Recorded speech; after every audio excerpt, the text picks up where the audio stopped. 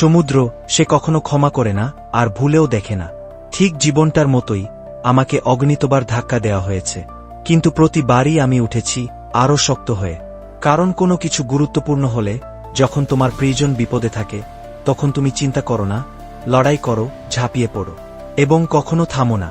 বাতাস যতই হয়ে উল্লাস করুক, তুমি ভাবো তুমি শক্ত, কারণ তুমি তোমার ছোট সবুজ পাতা খাও, পোপাইয়ের মতো।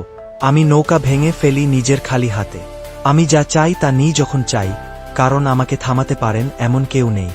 আর এটার মধ্যে তুমিও আছো। দুজন শক্তিধর লোকের ঝগড়ার মধ্যে আমি থাকা নিয়ে আমি আশ্চর্য না। তোমাদের দুজনের চেয়েও বেশি ঝড়ঝাপটা আমি একা সামলে এসেছি, যা তোমরা বাঁচতে পারো না। কিন্তু যদি তোমরা আমার জন্য লড়াই করতে চাও, তাহলে সঠিক কারণের জন্য করো, অহংকারে নয়, হিজ্জে করো। কারণ আমি চাইছি সবচেয়ে শক্তিশালীকে নয়, আমি চাই সেই মানুষটিকে যার কাছে প্রকৃত শক্তির মানে জানা আছে। আমি কোনো নায়ক নই, কেবল একজন জাহাজী, দুইটি মুষ্টি, এক টুকরো জিদভরা হৃদয় আর এক টুকরো প্রতিশ্রুতি।